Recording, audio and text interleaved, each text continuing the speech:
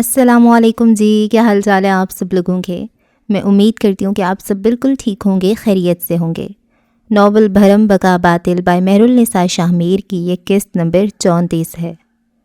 چند دن قبل آشیانہ بنگش میں ہونے والی زید اور آرا کی ملاقات کے چند گھنٹے بعد تیز تیز قدم لیتا وہ جس وقت آشیانہ بنگش میں داخل ہوا، مغرب بیت چکی تھی۔ ملازمین رات کے کھانے کی تیاریوں میں مگن تھے۔ مہمان اب بھی آ جا رہے تھے۔ رئیس نے دوبارہ سیٹ سنبھال لی تھی، زندگی ڈگر پر آ گئی تھی۔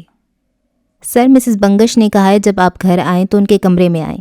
ملازم نے اسے اطلاع دی، جسے اس نے ایک کان سے سن کر دوسرے سے نکال دیا۔ وہ کافی غصے میں ہے، اسے زینے طے کرتے دیکھ اس نے ہانک لگائی۔ میرے لیے کافی کا بڑا مگ بنا کر میرے کمرے میں لاؤ۔ باورچی خانے کے دروازے پر کھڑے ہو کر اس نے حکم نامہ جاری کیا۔ ابھی وہ آگے بڑھتا کہ ملازم کے الفاظ اس کے قدموں کی زنجیر بنے۔ مدیحہ میڈم کے لیے بھی کچھ لانے؟ مدیحہ؟ وہ خود سے بڑبڑایا۔ جی، وہ آپ کے کمرے میں آپ کا انتظار کر رہی ہیں۔ زید کے گلے میں گلٹی ابھر کر معدوم ہوئی۔ اسے مدیحہ پسند تھی، حد سے زیادہ پسند، لیکن وہ ان دونوں کے درمیان اخلاقیات اور حدود کو جواز بنا رہی تھی، اور شاہ زید کو نہ جانے کیوں لگنے لگا تھا وہ زیادہ وقت تک ان اسباق پر ڈٹا نہیں رہ سکے گا۔ کچھ نہیں، 20 منٹ بعد آ کر مجھ سے کہنا کہ میرے مہمان ڈرائنگ روم میں میرا انتظار کر رہے ہیں۔ ملازم ٹھٹکا، الجھی نظروں سے اسے دیکھا، البتہ کچھ کہہ نہ سکا، بس سر کو اس بات میں ہلا دیا۔ شاہ زید مرے مرے قدم لیتا اپنے کمرے کی طرف آیا۔ دروازہ دھکیل کر کھولا تو اسے سامنے صوفے پر بیٹھے پایا۔ اس کی آمد کو محسوس کرتی مدیحہ نے پلٹ کر اسے دیکھا۔ تم کب آئی؟ زید نے موبائل اور بٹوا پلنگ پر اچھالتے ہوئے پوچھا۔ مدیحہ کی نظریں اسے چبھتی ہوئی محسوس ہوئیں۔ 2 گھنٹے ہو گئے، میں تب آئی تھی جب تم انارا کے ساتھ گاڑی میں کہیں جا رہے تھے۔ اس کا لہجہ عام سا تھا، لیکن زید کو اس میں کچھ غیر معمولی لگا۔ کہاں گئے تھے؟ تفتیش ہے؟ سوال ضروری ہے کہ میں جواب دوں؟ آج تک تو جواب دیا ہے۔ چیزیں ہمیشہ ایک سی تو نہیں رہتی۔ تمہیں بدلاؤ چاہیے؟ شاید ہاں۔ مکمل بے ایمانی سے کہتے وہ فریج تک آیا، سافٹ ڈرنک کے 2 ڈبے نکال کر ایک مدیحہ کے سامنے رکھا اور دوسرا اپنے لیے۔ وہ اس سے نگاہ چرا رہا تھا۔ کیسا بدلاؤ، ماحول کا یا پھر انسانی؟ تم بات کو کہاں سے کہاں لے جاتی ہو؟ مجھے یہ بتاؤ، کچھ علم ہوا ویر اور ابتسام بھائی کے درمیان کیا مسئلہ تھا؟ مدیحہ نے بغیر کچھ کہے ایک گلاس اس کے سامنے رکھ دیا، جس پر ایک سرسری نگاہ ڈالتے ہی زید کا چہرہ سرخ ہوا، آنکھوں میں تحیر اور تیش ایک ساتھ ابھرا۔ یہ کیا بکواس ہے؟ یہ تمہارے بہنوئی کا سچ ہے۔ اس نے ایک ایک لفظ پر زور دیا۔ ایسا نہیں ہو سکتا، وہ آپا کے ساتھ اتنا بڑا فراڈ نہیں کر سکتا۔ میری سورسز کے مطابق سچ یہی ہے۔ اس کی یہ جرت کہ اس نے میری بہن کو بے وقوف بنایا۔ کاغذ مٹھی میں دبوچے ووٹ کھڑا ہوا۔ میں اسے زندہ نہیں چھوڑوں گا۔ اپنی ماں کا کیا کرو گے؟ وہ جو دروازہ کھول کر باہر نکل رہا تھا اس کی آواز پر رکا۔ انہیں کینہ توز نظروں سے باب کٹ بالوں والی لڑکی کو دیکھا جو پرسکون ٹھنڈی نظروں سے اسے دیکھ رہی تھی۔ تمہاری ماں اس بارے میں جانتی تھی زید۔ ابتسام نے جو کیا تمہاری ماں کو علم میں لاتے ہوئے اس کے مشورے کے ساتھ کیا۔ اسے کوئی سزا دینے سے پہلے اپنی ماں کا انجام بھی سوچ کر جاؤ۔ جھوٹ بول رہی ہو تم، میری ماں ایسا کبھی نہیں کر سکتی۔ شاہ زید حلق کے بل غرایا۔ مدیحہ نے شانے اچکائے۔ اپنے کام کے معاملے میں مدیحہ جھوٹ نہیں بولتی۔ ایسا کیسے ہو سکتا ہے؟ موم ایسا نہیں کر سکتی۔ وہ کاغذ یوں ہی مٹھی میں دبوچے متحیر سا اس کے سامنے آ کر بیٹھا، دماغ سائیں سائیں کر رہا تھا۔ مدیحہ کی آنکھوں کی ٹھنڈک برقرار رہی۔ مجھے بھی لگتا تھا کہ زید کبھی کسی انسان کے ساتھ غلط نہیں کر سکتا، لیکن اس نے میرے سامنے دکانیں جلائیں، لوگ زخمی کیے، قومی اثاثہ جات کو تباہ کیا، لوگ قتل کروائے، عورت پر تیزاب۔ پلیز اب بس بھی کرو، وہ جھلایا۔ تکلیف ہو رہی ہے نا؟ جن سے ہم محبت کریں وہ امیدوں اور اخلاقیات پہ پورے نہ اتریں تو اسی طرح تکلیف ہوتی ہے۔ شاہ زید نے مٹھی بھینچ لی۔ مدیحہ آگے کو ہوئی، ایک امید کے تحت اسے دیکھا۔ اب بھی وقت ہے زید، جو کچھ تم نے کیا ہم اسے ٹھیک کر سکتے ہیں۔ اللہ نے تمہیں دکھا دیا ہے کہ تمہیں کسی کو دھوکہ نہیں دینا چاہیے۔ میں موم کو کبھی معاف نہیں کروں گا۔ تم دیکھنا مدیحہ میں ان کے ساتھ کرتا کیا ہوں۔ اس کی بات کا جواب دیے بغیر اس نے جنونی انداز میں کہا۔ مدیحہ شل سے پیچھے کو ہوئی، وہ اس کی کوئی بات سن ہی نہیں رہا تھا۔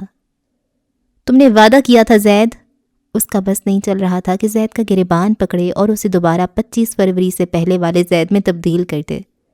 تم نے مجھ سے وعدہ کیا تھا کہ تم دوبارہ ایسی کوئی حرکت نہیں کرو گے۔ تم نے وعدہ کیا تھا تم میری ماں سے ملو گے، ہم ایک نئی شروعات کریں گے۔ زید نے بھی اختیار چہرے پر ہاتھ پھیرا، آنکھیں مسلیں اور پھر تھکی تھکی نظروں سے اسے دیکھا۔ اب کی ان نگاہوں میں نرمی تھی، وہ تاثر تھا جس کی مدیحہ عادی تھی۔ میں کب مکر رہا ہوں یار، اس نے شکست خوردگی سے کہا۔ مجھے تھوڑا وقت تو دو، مجھے وقت دو کہ میں اپنے بھائیوں جیسے بہنوئی کا دھوکہ پروسیس کروں، اپنی ماں کے اس دھوکے میں شمولیت پروسیس کروں، یا پھر میں یہ پروسیس کروں کہ میرا بھائی اس تکلیف کو ساتھ لے کر گیا ہے۔ میں کیا کیا پروسیس کروں؟ اس نے چہرہ ہاتھوں میں گرا دیا۔ کئی لمحے ان دونوں کے درمیان خاموشی رہی۔ میں تمہیں وقت دے سکتی ہوں، بہت دیر بعد مدیحہ نے ہلکی آواز میں کہا۔ زید نے گردن اٹھا کر تشکر سے اسے دیکھا۔ لیکن میری ایک شرط ہے۔ کیا؟ تم دوبارہ آرا کو ہمارے درمیان نہیں لاؤ گے۔ شاہ زید کا دماغ جیسے بھگ سے اڑا۔ آرا؟ تم اس سے کسی قسم کا کوئی رابطہ نہیں رکھو گے، اس کے ساتھ کہیں نہیں جاؤ گے، تم اسے میری جگہ نہیں لاؤ گے۔ یا اللہ، ہمارے تحیر کے بس یہی کہہ سکا۔ تم کیا سوچ رہی ہو؟ پاگل ہو گئی ہو؟ وہ شاہویر کی منگیتر ہے۔ تھی، واٹ ایور، میں کبھی بھی اسے کسی اور نظر سے نہیں دیکھ سکتا۔ وہ شاہویر کی تھی، ہے اور رہے گی۔ زید کا دل، نظر اور وقت سب تمہارا ہے۔ اگر ایسا ہے تو تم اماں سے مل لو۔ اگر تمہارے ذہن سے یہ خرافات سے کسی صورت نکل سکتے ہیں تو ٹھیک ہے، وقت بتاؤ۔ اس نے کچھ تیز لہجے میں کہا۔ وہ مزید اس چیز کو برداشت نہیں کر سکتا تھا۔ وہ مکمل سنجیدہ نظر آ رہا تھا۔ مدیحہ اسے وقت اور جگہ بتانے لگی۔ زید اسی کا تھا، اسی کا رہے گا۔ بچپن کا ساتھ تھا، یوں ہی تھوڑی ٹوٹ جائے گا۔ اس کی سوچوں سے بے نیاز مرد کا دل ہمک ہمک کر ایک اور ملاقات کے بہانے سوچ رہا تھا۔ ہاتھ میں کھانے کی تشت لیے وہ لال یمن اور کوارٹر کے درمیان والا دروازہ پار کرتی اندر کی طرف جا رہی تھی جب اس کی سماعتوں میں اسلان یمن کی آواز پڑی۔ میں اتنا تھک گیا ہوں عبیر، کچھ سمجھ ہی نہیں آ رہا میں کیا کروں۔ وہ کسی بچے کی طرح اپنے سامنے بیٹھی عبیر سے شکوہ کر رہا تھا۔ دونوں لال یمن کے عقبی زینوں پر بیٹھے تھے، جہاں ہر زینے پر دونوں اطراف میں گملے رکھے ہوئے تھے۔ مٹی کی سوندھی ہوئی خوشبو نتنوں میں گھس رہی تھی اور وہ دونوں مٹی کے برتن بنا رہے تھے۔ عالمگیر کی بیٹی قدرت کے بے حد قریب تھی۔ اسے خرافات سے دور رکھنا عالم کا سب سے بہترین فیصلہ تھا۔ آپ میری چاکلیٹ کھا لینا بھائی، اس نے مصروفیت سے جواب دیتے ہوئے مٹی کے ساس پین کا کڑا درست کرنا چاہا۔ اس کے بال چہرے پر آ رہے تھے، جنہیں پیچھے کرتے کرتے اسلان اس کے منہ پر کافی مقدار میں مٹی لگا چکا تھا۔ یا پھر بابا کو بتا دیں، وہ ہیلپ کریں گے۔ ہر بچے کی طرح اسے بھی لگتا تھا اس کا باپ ہر مسئلہ حل کر سکتا ہے۔ تمہارے بابا نے بھی مجھے بہت تنگ کیا ہوا ہے، ایک تو بولتے بہت ہیں، دوسرا وہ وکیل میرے سر پر سوار کر دیا ہے۔ وہ رکا، برتن اسے دکھایا۔ یہ دیکھو ٹھیک بنے۔ اپنا ذکر سن کر اس کی بھویں بھیج گئیں۔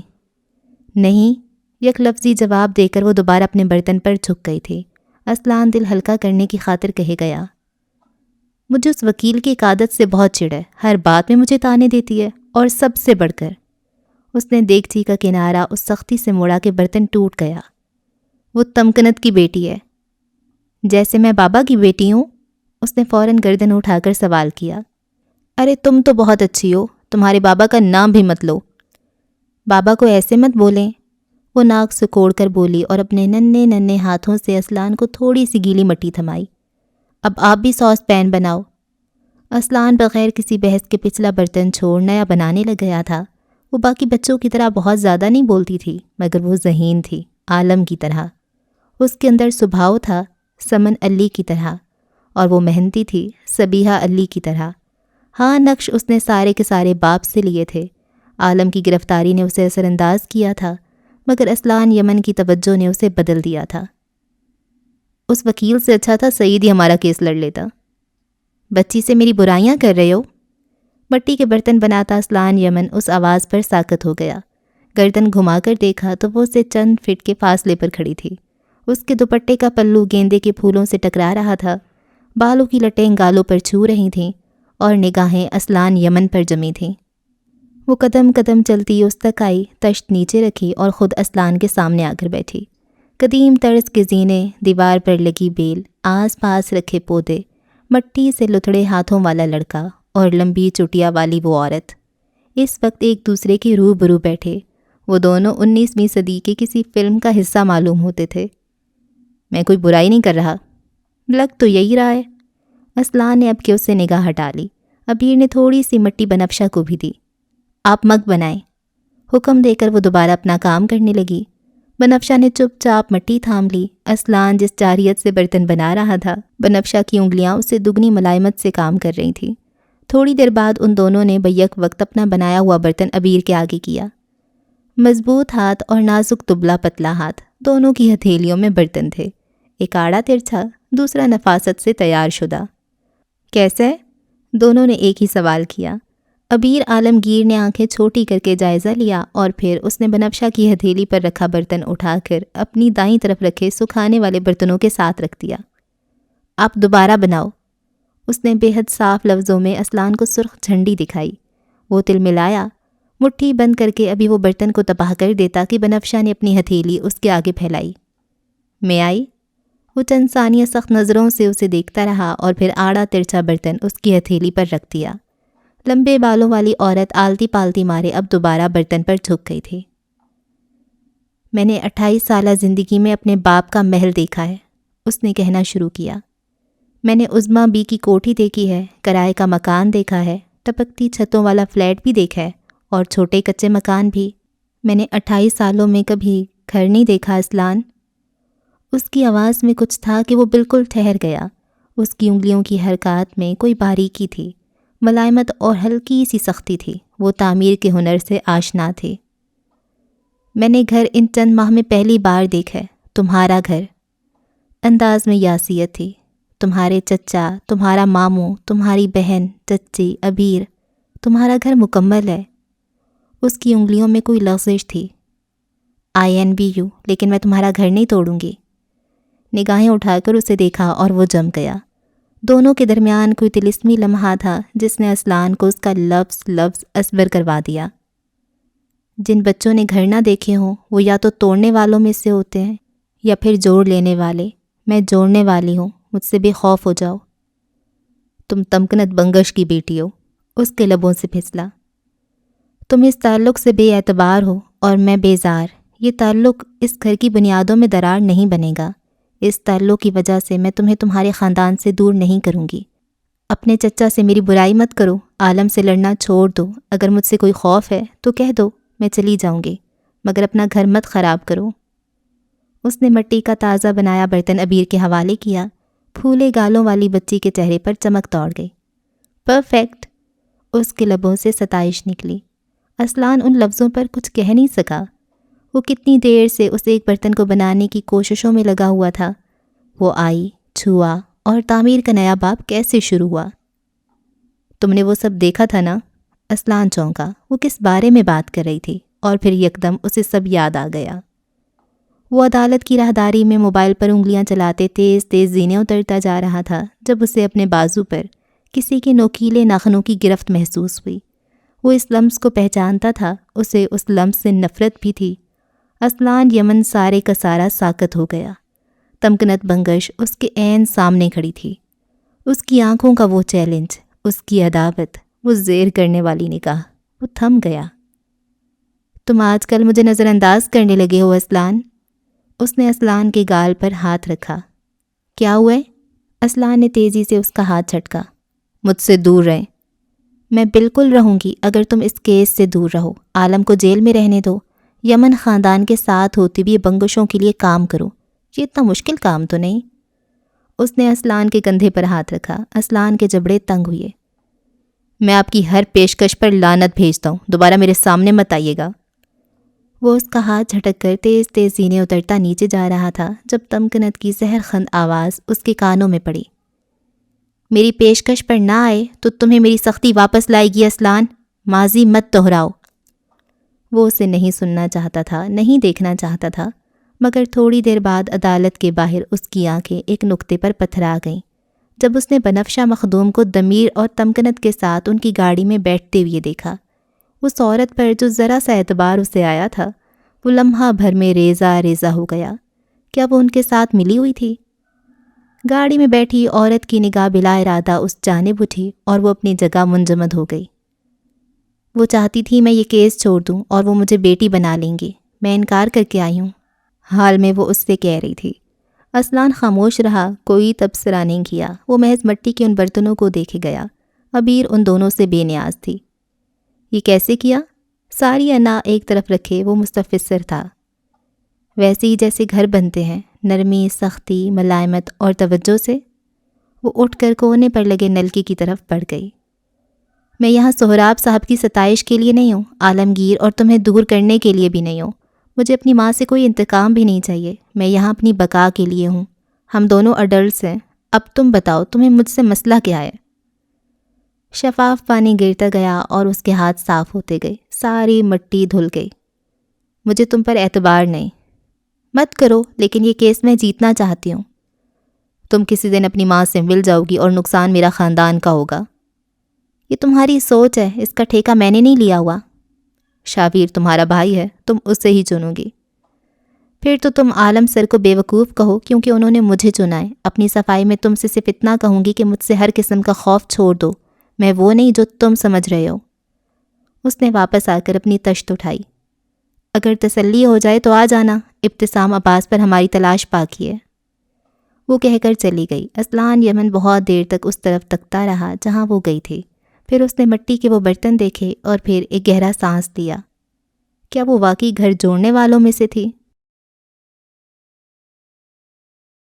ابتسام اور شاویر کے درمیان جو بھی مسئلہ تھا کیسے پتہ لگایا گیا؟ کاری کا ایک کڑا سوال سامنے آیا۔ قصہ گو خاموش رہا۔ پہلی کڑی کیسے جڑی؟ اس کڑی سے ثبوت کیسے بنا؟ اور وہ ثبوت راز کب بنا؟ پھر راز فاش کب ہوا؟ تمہیں کسی نے بتایا تم کتنی جلد باز ہو؟ نہیں، تمہارے علاوہ میرے سامنے منہ کھولنے والوں کی تعداد بہت کم ہے، اور میرے سامنے منہ کھولنے والوں میں تم اول نمبر پر ہو، آخر بھی میں۔ وہ چند پل اسے تکتا رہا، پھر مسکرایا۔ یقیناً آپ ملکہ۔ پہلی کڑی کیسے جڑی؟ موٹر چلنے کی آواز، پائپ سے نکلتے پانی کا بہاؤ اور لال یمن سے آتی کچھ آوازوں کے درمیان۔ اسلان نے لون کی روش کے عین درمیان اپنی بائک کھڑی کر رکھی تھی۔ ایک طرف کوئی انرجی ڈرنک رکھی تھی جس کا کین کھلا ہوا تھا، دوسری طرف اس کا موبائل رکھا تھا جس کے ساتھ بلوٹوتھ جڑا تھا، اور مائک اس کے کانوں میں نہ جانے کیا سنتا رہتا تھا۔ صبح کے کوئی 9 بج رہے تھے، مگر مطلع گرد آلود ہونے کے سبب دھوپ کم تھی۔ تمام آوازوں میں ایک اور آواز بھی شامل ہو گئی، بنفشہ احسان مخدوم کے قدموں کی چاپ کی آواز۔ چند پل بعد وہ اس کے سر پہ آن کھڑی ہوئی۔ یہ کام کا وقت ہے اسلان یمن۔ اس نے گھڑی پر 2 انگلیاں بجائیں، وہ کہیں جانے کو تیار لگتی تھی۔ وہ جو پنجوں کے بل بیٹھا بڑی ملائمت اور مہارت سے اپنی بائک پر پالش لگا رہا تھا، اس نے نگاہ اٹھا کر اسے دیکھا۔ پیسے تم لیتی ہو یا میں؟ مفت کی روٹیاں تم توڑتے ہو یا میں؟ میرے چچا ہیں، میرا تو پھر بھی حق بنتا ہے۔ تم بتاؤ، مفلسین میں شمار ہوتی ہو یا مساکین میں؟ کیونکہ 3 دن سے تمہارا کھانا لال یمن سے جا رہا ہے۔ اگر تمہارے طنز و تیر کے نشتر ختم ہو گئے ہوں تو ہم کام کریں۔ اسلان نے مکمل محویت سے اپنا کام مکمل کیا اور پھر اپنی جگہ سے اٹھا، پائپ کے گرتے ہوئے پانی سے ہاتھ دھوئے اور پھر اسے دیکھا۔ جو بھی ای میل تھی شاویر کی موت کے ساتھ ختم ہو چکی ہے۔ اس کا موبائل پولیس کسٹڈی میں ہے اور ابتسام کے موبائل تک ہم پہنچ نہیں سکتے۔ اگر پہنچ بھی گئے تو مجھے نہیں لگتا اپنے خلاف وہ ثبوت اپنے ہی موبائل میں لیے پھر رہا ہوگا۔ ساری صورتحال پر اسلان نے اپنا تجزیہ پیش کیا۔ یعنی ہم فلموں کی طرح پولیس کسٹڈی سے موبائل نہیں نکال سکتے؟ اسے افسوس ہوا۔ فلم ہوتی اور میں ایکشن ہیرو ہوتا تو ضرور، لیکن نہیں ہے، یعنی نہیں۔ ٹراؤزر کی جیبوں میں ہاتھ ڈالے وہ اس کے سامنے آ کر کھڑا ہوا۔ بنفشہ بمشکل اس کے سینے تک آتی تھی، وہ نگاہیں اٹھائے اسے دیکھ رہی تھی۔ ابتسام فائنینشلی بنگشوں کو سپورٹ کرتا تھا تو کیا یہ کوئی غبن ہوگا؟ ابتسام بنگشوں سے 40% زیادہ امیر ہے، اسے کسی غبن کی کوئی ضرورت نہیں۔ ہو سکتا ہے اس نے کسی لڑکی کو اسالٹ کیا ہو یا زیادتی کی ہو اور اس کی رپورٹ کی بات ہو رہی ہو سکتا ہے، لیکن ابتسام ایسا آدمی نہیں۔ میں نے اسے چیک کیا ہے، وہ اس قسم کی کارروائیوں میں ملوث نہیں ہے۔ اس کی ساری زندگی تاجور کے گرد گھومتی ہے۔ بنفشہ تھوڑی پر انگلی رکھے سوچوں میں غرق ہو گئی۔ اسلان اس کے سامنے کھڑا رہا۔ وہ دونوں کسی ایسے راستے پر کھڑے تھے جس کے چاروں طرف راستے نکلتے تھے، لیکن انہیں وہ چننا تھا جو درست سمت تک لے جائے، اور ایسا راستہ کیسے ملتا ہے؟ 6 माह पीछे जाना पड़ेगा, असलान ने तजवीज़ थी।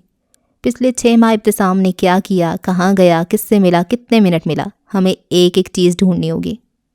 और ये काम करेगा कौन? झुक कर पॉलिश का डब्बा उठाते हुए असलान जानता था ऐसा आदमी कौन होगा।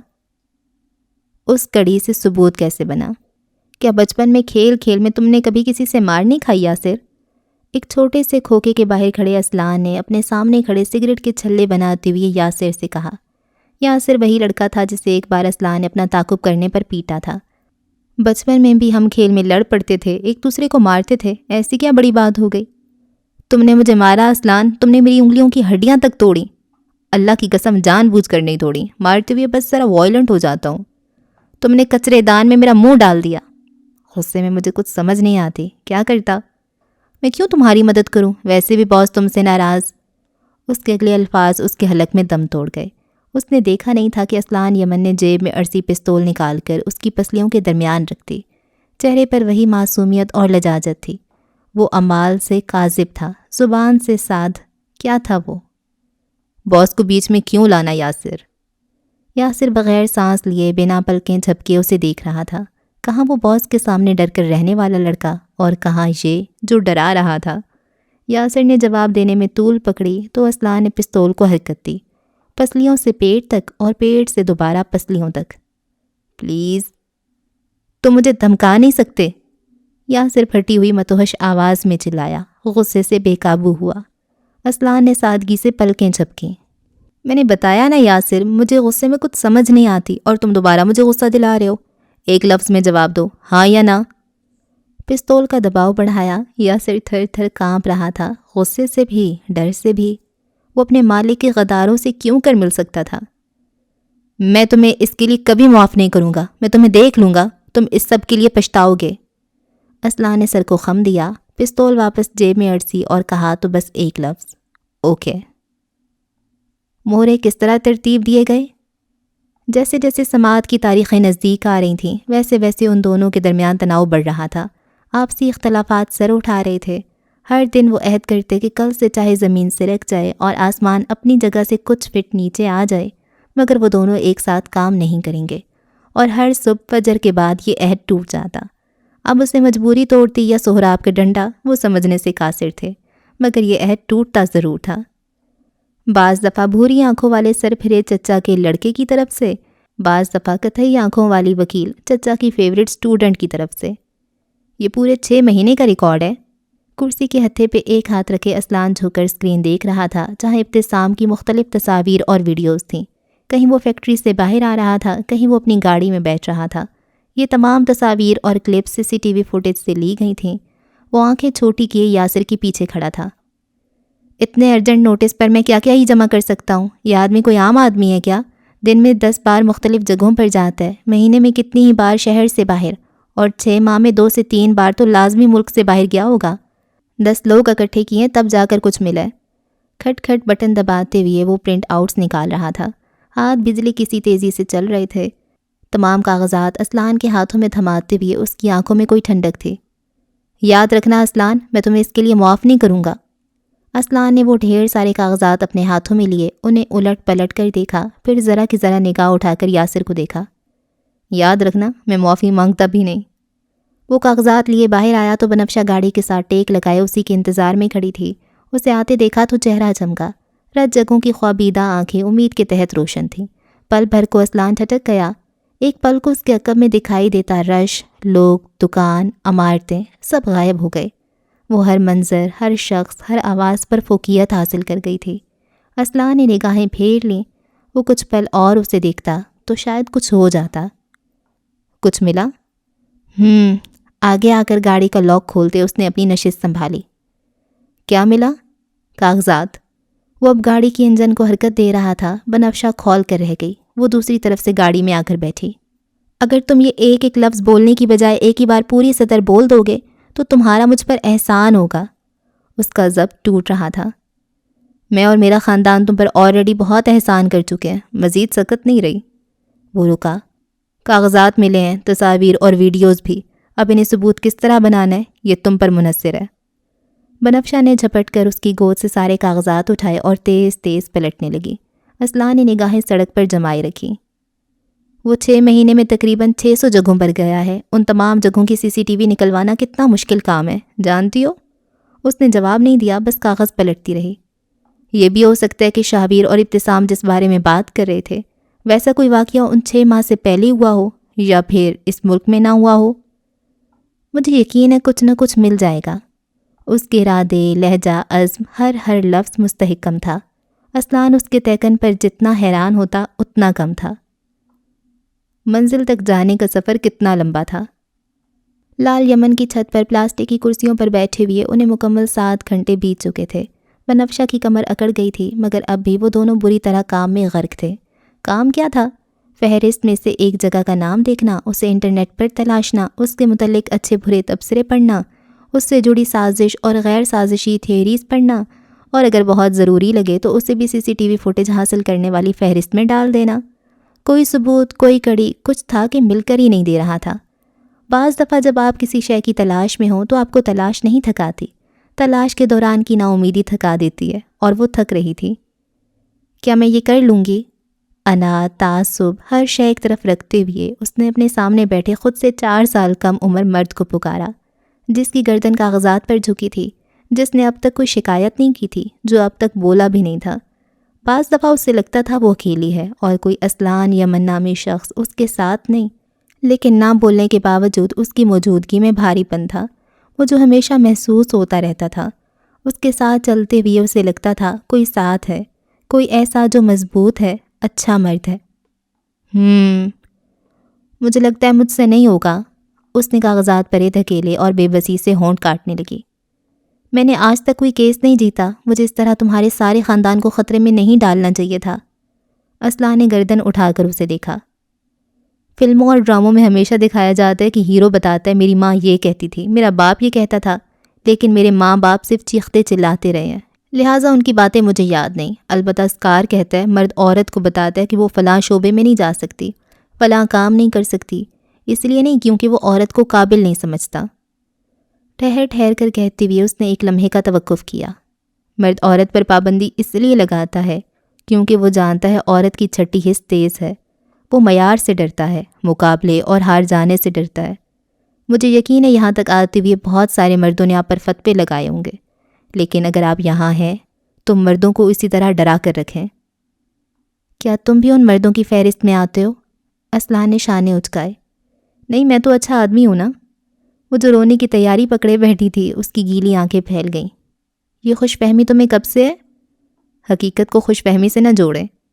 اس نے اپنا کافی کا مگ اس کی طرف بڑھایا۔ وہ ہمیشہ کی طرح اپنا پی چکی تھی اور مزید کی طلب رکھتی تھی۔ یہ پی لیں، مجھے ضرورت نہیں۔ اس نے مگ تھام لیا۔ تم اتنے بھی برے نہیں۔ کام پر فوکس کریں میڈم۔ ٹھیکا سا جواب دے کر وہ دوبارہ کاغذات پر جھک گیا۔ بنفشہ جان چکی تھی اس کی بیٹری کی چارجنگ اب ختم ہے، لہٰذا جواب اور مزید گفتگو کی توقع چھوڑ وہ دوبارہ کام پر لگ گئی۔ ذہن اب قدرے ہلکا پھلکا تھا۔ فجر کی پہلی اذان تک انہیں 3 جگہیں مل چکی تھیں جن کی CCTV فوٹیج انہیں ہر حال میں چاہیے تھی۔ بونی club, doctor Areeba clinics, JP sports کا کلب۔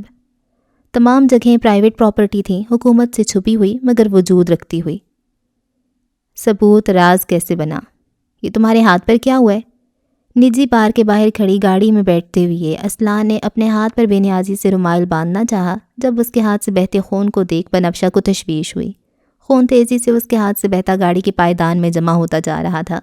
اسلان نے بغیر اس کی طرف دیکھے رومال اپنے ہاتھ پر آڑا ترچھا باندھا، گاڑی کا سٹیئرنگ وہیل تھاما اور گاڑی مرکزی شاہراہ پر ڈال دی۔ میں تم سے بات کر رہی ہوں اسلان، یہ ہاتھ پر کیا ہوا ہے؟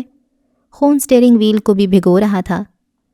یاسر اور وہ سیکیورٹی سسٹم والا لڑکا ملا ہوا تھا، کہتا ہے CCTV ڈیلیٹ ہو چکا ہے، حالانکہ مجھے نہ دینے کے لیے انہوں نے فوٹیج ڈیلیٹ کیا۔ اس نے ہتھیلی کا مکہ سٹیئرنگ وہیل پر مارا۔ تیر سا تیش تھا۔ اور تم نے انہیں مارا؟ یاسر کو؟ ہاں۔ بنفشہ کے سر پر لگی طلبوں میں بجھی۔ ہم کوئی کرمنل نہیں ہیں اسلان یمن، ہمیں فوٹیج چاہیے اور اس کے 1000 طریقے ہیں۔ میں لیگل طریقے سے یہ فوٹیج لے سکتی تھی، تم خواہ مخواہ مشکلات پیدا مت کرو، تم جانتے ہو ہم کتنی بڑی۔ اوکے۔ اس کی بات کاٹ کر اسلان یمن نے محض ایک جملہ کہا۔ بنفشہ نے چند گہرے سانس لیے اور ایک بار پھر اس کی طرف متوجہ ہوئی۔ فوٹیج ملی؟ نہیں۔ تو پھر تمہارے مارنے کا کیا فائدہ؟ ہاتھ پیر کھل گئے۔ اور اب یہ فوٹیج کس طرح آئے گی؟ آپ کی لیگل طریقہ کار سے۔ اس کے چٹخ کر کہنے پر بنفشہ کو خفت ہوئی۔ کیا ہوا، نہیں مل سکتی کیا؟ یہ مسئلہ حل ہو جائے میں دوبارہ تمہارے ساتھ کہیں نہیں جاؤں گی۔ خیال میرے بھی یہی ہیں۔ بنفشہ سلگتی رہ گئی۔ تھوڑی دیر بعد اسلان نے اسے کال ملاتے ہوئے دیکھا، پھر بات کرتے ہوئے۔ اگر مجھے اس شہر میں کوئی CCTV حاصل کرنی ہو تو مجھے کس سے رابطہ کرنا چاہیے؟ دوسری طرف سہراب سنبھل گیا۔ مجھے جگہ بتائیں، آپ آدمی بتائیں سہراب صاحب، کچھ کام میں خود بھی کر سکتی ہوں۔ یہ کہتی ہوئی اس کا سارا دھیان اسلان پر تھا۔ سہراب نے اسے نمبر اور نام بتایا، ساتھ اپنا حوالہ دینے کو کہا۔ اسلان جانتا تھا یہ کال بند کر کے اس کا چچا نمبر والے شخص سے رابطہ کرے گا اور اسے ہر قسم کی کلائنٹ پریویلیج توڑ کر بنفشہ کی پوچھے تمام سوال کی تفصیل مانگے گا۔ وہ اس کار کو اس سے زیادہ جانتا تھا۔ اور اگر کسی کی بینک سٹیٹمنٹس نکلوانی ہو؟ کوئی مسئلہ نہیں، نکال لیں گے۔ اس نے کیش دیا ہوگا۔ بنفشہ کو کال بند کرتے دیکھ اسلان نے کہا، اگر اس نے کوئی غیر قانونی کام کروایا ہے تو اس کے لیے کیش استعمال کیا ہوگا۔ تمہیں الہام ہوئے؟ مجھے تجربہ ہے، وہ یہ کہنا چاہتا تھا، البتہ وقت ضائع کرنے کا شوق ہے تو ٹھیک ہے، جو آپ چاہیں۔ بنفشہ چند پل اسے مشکوک نظروں سے دیکھتی رہی، پھر رخ بدل لیا۔ نمبر اور پتہ اس تک آ گیا تھا، اب اس کے کام کرنے کی باری تھی۔ وہ اسلان کے بغیر بھی کام کر سکتی تھی۔ پورے 2 دن کی خواری، تھکاوٹ اور محنت کے بعد انہیں بونی کلبز کی 6 ماہ کی CCTV ویڈیو مل چکی تھی۔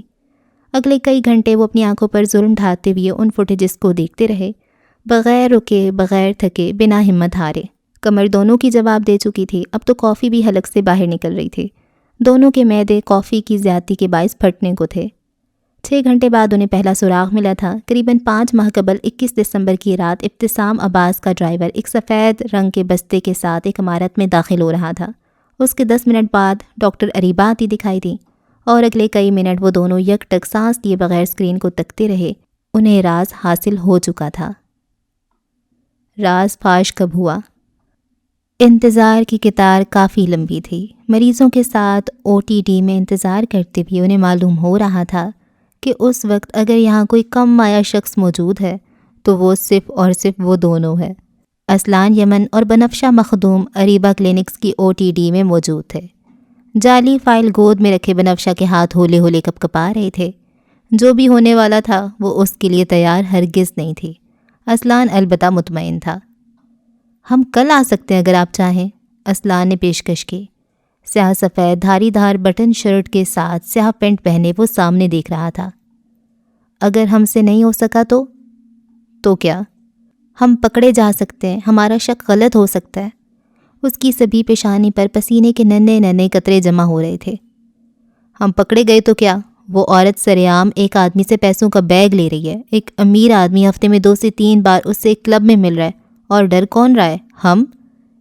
ہو سکتے وہ اپنی بیوی پر چیٹ کر رہا ہو۔ بنفشہ نے اپنے خدشے کو زبان دی۔ ہو سکتا ہے کہ مسٹر اینڈ مسز اسلان، ڈاکٹر آپ کو اندر بلا رہی ہیں۔ اس کے اگلے الفاظ حلق میں رہ گئے جب انتظامیہ میں سے ایک لڑکی نے بے حد شائستہ لہجے میں انہیں ان کی باری کا بتایا۔ بنفشہ کے ہاتھ پیر پھول رہے تھے، البتہ اسلان پرسکون تھا، ایسے جیسے بنفشہ واقعی اس کی بیوی ہو اور وہ دونوں اولاد کے مسئلے کو لے کر از حد پریشان۔ جی مسز اسلان، میں آپ کی کس طرح مدد کر سکتی ہوں؟ میز کے ایک طرف وہ دونوں بیٹھے تھے اور دوسری طرف وہ 45 سالہ طبیب، جس کا چہرہ شفاف تھا اور آنکھیں سیاہ۔ اسلان نے بغیر کچھ کہے فائل اس کے سامنے رکھی اور اپنی جگہ سے اٹھ کر گیا۔ دروازے کی چٹخنی چڑھائی۔ یہ کیا حرکت ہے؟ ڈاکٹر اریبہ کی رنگت سفید پڑی۔ بنفشہ تب تک خود کو سنبھال چکی تھی۔ دروازہ کھولیں، میں سیکیورٹی بلوا لوں گی۔ آپ ہیں کون؟ کافی پرسنل مسئلہ ہے، مجھے لگتا ہے بات اسی طرح ہو سکتی ہے۔ اسلان واپس اس تک آیا، اس کی آنکھوں میں عجیب سی کاٹ تھی۔ مجھے عادت نہیں ہے کہ میں تمہیدیں باندھوں، اس لیے کان کھول کر ایک ہی دفعہ میری بات سنیں۔ دونوں ہاتھ میز پر رکھے وہ آگے کو جھکا۔ ابتسام عباس سے پیسے کیوں لیتی تھیں آپ؟ میں پولیس بلاؤں گی، میں سیکیورٹی، تم مجھے ہراساں نہیں کر سکتے۔ وہ متوحش تھی، اچانک حملہ تھا، اسے سمجھ نہ آیا بچاؤ کیسے کرے۔ اپنے تمام شوق آپ ضرور پورے کیجیے گا، لیکن میرا خیال ہے اس وقت آپ اس فائل کو کھول کر دیکھ لیجیے۔ بنفشہ نے میز پر دھری فائل کی طرف اشارہ کیا۔ اس میں ان 3 ابارشن کی تفصیلات ہیں جو آپ کے کلینک میں ہوئی ہے۔ اسلان نے اب کے ہلکا سا چونک کر اسے دیکھا۔ یہ داؤ تو اسے نہیں پتا تھا۔ رفت جس کی عمر 17 سال تھی، ماریا جو 16 سال کی تھی اور دانیہ جو محض 15 سال کی تھی، اب معصوم مائنر بچیوں کے ابارشن کرتی ہیں۔ جھوٹ، میں نہیں مانتی، جھوٹ ہے۔ اسے سانس لینے میں دقت ہو رہی تھی، اس کا چہرہ لٹھے کی مانند سفید پڑ چکا تھا۔ اس فائل میں ان تینوں کی پریگننسی رپورٹ ہے، ان کے یہاں آنے کی تفصیل اور دواؤں کے نسخے۔ وہ کس قسم کی دوائیاں تھیں؟ کیا میں آپ کو وضاحت دوں؟ بنفشہ چٹخ کر بولی۔ اسلحان نے سر جھٹکا۔ کیا یہ وہی عورت تھی جو اس رات چھت پر ناکامی کے خوف سے آنسو بہا رہی تھی؟ اداکارہ نہ ہو تو۔ یہ ٹیبل ٹاک ہوگی، آپ کا راز کہیں نہیں جائے گا اور بدلے میں آپ کو صرف ایک کام کرنا ہوگا۔ اریبہ نے نفی میں سر ہلایا۔ یہ سب اچانک تھا، اسے کچھ سمجھ نہیں آ رہی تھی، لیکن پھر بھی وہ ان کے خوف میں نہیں آئے گی، وہ ان سے نہیں ڈرے گی۔ میں ان میں سے کسی کو نہیں جانتی، سب جھوٹ ہے، تم لوگ جو بھی ہو مجھے اس طرح دھمکا نہیں سکتے۔ کیا یہ بھی جھوٹ ہے؟ اسلحان نے اپنا موبائل نکال کر اس کے سامنے رکھا جس پر ایک ویڈیو چل رہی تھی۔ کسینوں کے اندر کا منظر تھا، شراب، سگریٹ، منشیات کے دور چل رہے تھے۔ جب ایک عام سا حلیہ رکھنے والے ڈرائیور نے اریبہ کو اشارہ کیا، کیمرہ دکھا رہا تھا کہ وہ اپنی جگہ سے اٹھی ہے، پھر وہ چلتے ہوئے ایک طرف گئی۔ اگلے منظر میں وہ بستہ کھول کر اس کے اندر نقدی کھنگال رہی تھی۔ آپ ان ابارشنز کی نفی نہیں کر سکتی، وہ بھی صرف یہاں، اس دفتر میں۔ یہاں سے نکلنے کے بعد یہ سچ ہوگا، اور یہ ویڈیو، اسے میں کسی اور کو نہیں، صرف اور صرف آپ کے شوہر کو دکھاؤں گا۔ اس کے بعد وہ نیک اور پرہیزگار آدمی یقیناً آپ کو طلاق دینے میں وقت نہیں لگائے گا۔ اسلحان آگے آیا، ہمدردی سے اسے دیکھا۔ میرا یقین کریں، اس طرح لوگوں کے دفتر میں جا جا کر انہیں دھمکانا میرا شیوا نہیں ہے، میں بس مجبور ہوں، مجھے آپ کی تھوڑی سی مدد چاہیے، ورنہ آپ خود سوچیں یہ عمر ہے میری کسی عورت کو دھمکانے کی۔ باس نے معصومیت سے ڈاکٹر کو دیکھا۔ بنفشہ نے آنکھیں گھمائیں۔ کیا چاہیے تمہیں؟ ابتسام عباس سے آپ کا تعلق، اس کے ڈرائیور سے پیسے لینے کی وجہ، اس کا آپ سے بار بار ملنا۔ مجھے وجہ چاہیے ڈاکٹر۔ مجھے کیا فائدہ ہوگا اگر میں نے سچ بتایا تو ابتسام مجھے نہیں چھوڑے گا، اور اگر جھوٹ کہا تو تم اور میں وعدہ کرتا ہوں یہ بات یہیں رہے گی، ہم تینوں کے درمیان۔ وہ جو دھمکانے آیا تھا اب سمجھانے لگ گیا تھا۔ میں دشمنیاں پالنے نہیں نکلا، میں کسی کے مورلز ناپنے بھی نہیں نکلا، یہ کام میری مجبوری ہے، میں خاندان بچا رہا ہوں، اور بس۔ راز فاش کب ہوا؟ حصہ دوئم۔ سفید پڑتی رنگت اور مرے مرے ہاتھوں سے وہ عورت مختلف دستاویزات کھنگال رہی تھی۔ اس کے چہرے پر مردنی تھی۔ کئی فائلز سرکانے کے بعد جو اس کے ہاتھ میں آئی وہ ایک سیاہ رنگ کی فائل تھی۔ اگر میرا نام سامنے آیا تو خدا کی قسم میں تم دونوں کو برباد کر دوں گی، میری بات یاد رکھنا۔ اس نے فائل دینی چاہی جسے بنفشہ نے تیزی سے جھپٹا۔ ورق پلٹے اور وہ لمحے بھر کے لیے ساکت رہ گئی۔ فائل پر اس کی گرفت ڈھیلی پڑی۔ ڈھیر سارے معائنوں کے بعد طب اور صورتحال کے نزدیک۔ کیا لکھے؟ اسلحان نے فائل اس کے ہاتھ سے لے لی، جہاں لکھا تھا کہ ابتسام عباس 42 سالہ مرد تولیدی صلاحیتوں سے محروم ہے۔ ساتھ اس کی بیوی کی رپورٹس تھیں جن کے مطابق وہ تولیدی صلاحیتوں کے لیے پوری طرح فٹ ہے۔ مسئلہ ابتسام عباس تھا۔ تباہ ہونے والی زندگی شاہویر بنگش کی بہن تاجور بنگش کی تھی۔ وہ بانجھ نہیں تھی، ابتسام تھا۔ اسلحان یمن ساکت، سامت اور منجمد تھا۔ یہی حال اس کے ساتھ بیٹھی ہوئی لڑکی کا بھی تھا۔ تاجور جس غم میں جی رہی تھی وہ اس کا تھا ہی نہیں، جو کمی وہ خود میں پاتی تھی اس کا کوئی وجود ہی نہیں تھا۔ کوئی بھی مرد کسی عورت کے ساتھ اتنا ظالم کیسے ہو سکتا ہے؟ اس دنیا میں کتنی عورتیں اسی تکلیف کی نظر کرتی جاتی ہیں۔ اچھا جی، اس ایپیسوڈ کو یہاں پہ ختم کرتے ہیں، اور یہی مسئلہ تھا۔ لگ رہا تھا شاید تھوڑا تھوڑا کہ یہ ہو سکتا ہے، اور یہی نکلا۔ اور اچھا اس میں تمکنت بھی ہے، تو تمکنت اپنے بچوں کے ساتھ بالکل سنسیئر نہیں ہے، اسے بس اپنا امپائر بنانا ہے، اسے ہر چیز اپنے کنٹرول میں چاہیے، اور وہ اپنے طریقے سے سب کی لائف کنٹرول کرنا چاہتی ہے کہ تمکنت کی یہاں وہ تاجور کی یہاں شادی ہوگی، شابیر یوں کرے گا، مطلب سب نہ اس کے اکارڈنگ چلیں تو بس سب صحیح ہے۔ جو تھوڑا سا بھی آگے پیچھے ہوتا ہے تو وہ پھر اس کے ساتھ برا کرتی ہے۔ اچھا ایک بات اور، کامنٹ سیکشن میں، اچھا میں کامنٹس پڑھتی ہوں تو میں بڑی امپریس ہو جاتی ہوں، میں کہتی ہوں ہیں یہ بھی ہو سکتے، واہ، اس طرف تو میرا دھیان ہی نہیں گیا۔ تو ایک کامنٹ یہ تھا کہ مے بی وہ جو شاہزید ابھی ہے وہ شاہزید نہ ہو، وہ شاہویر ہو، کیونکہ ابھی تک ایسی کوئی بات نہیں ہوئی کہ ان کے حلیے میں کوئی فرق بتایا گیا ہو۔ مے بی ہوا ہو، مجھے صحیح سے یاد نہیں ہے، لیکن وہ دونوں ٹوئنز ہیں تو مے بی وہ سیم شکل کے ہوں۔ مے بی شاہزید شاہویر کی جگہ ہو، مے بی یہ جب اندھیرا چھا جاتا ہے تو تب شاہ زید مر گیا ہو، کچھ ایسا ہو سکتا ہے. اور یہاں پر ابھی یہ شاہویر ہو، کیونکہ آرا کے لیے وہ اتنا کیوں کر رہا ہے کہ وہ اس سے ملنا چاہتا ہے، اس کو دیکھنا چاہتا ہے. ایک دم سے تو ایسے نہیں کایا پلٹ ہوتی، کیونکہ شاہ زید کو تو مدیحہ پسند ہوتی ہے. اب وہ مدیحہ سے جان چھڑانا چاہ رہا ہے، وہ آرا سے ملنا چاہتا ہے، ایک دم سے ایسے نہیں ہوتا ہے نا. اور میں بھی شاہ زید مر گیا ہو. تو یہ ایک کامنٹس میں سیکشن میں کسی نے کامنٹ کیا تھا اور میں بہت امپریس ہو گئی ہوں. بھائی واہ. اچھا، اور وہ کون ہے جیل میں ابھی تک نہیں پتہ چلا. مے بی وہ شاہ زید ہو، ہے نا. اور ان کی اچھی بن رہی ہے، اسلان کی اور بنفشہ کی. اور کیا ہو رہا ہے، اور یافز کا ابھی تک کریکٹر نہیں کھل کے آیا. اور ہاں بس دیکھتے ہیں اگلی ایپیسوڈ میں کیا ہوتا ہے کیا نہیں ہوتا. دعا میں رکھیں یاد. اللہ حافظ.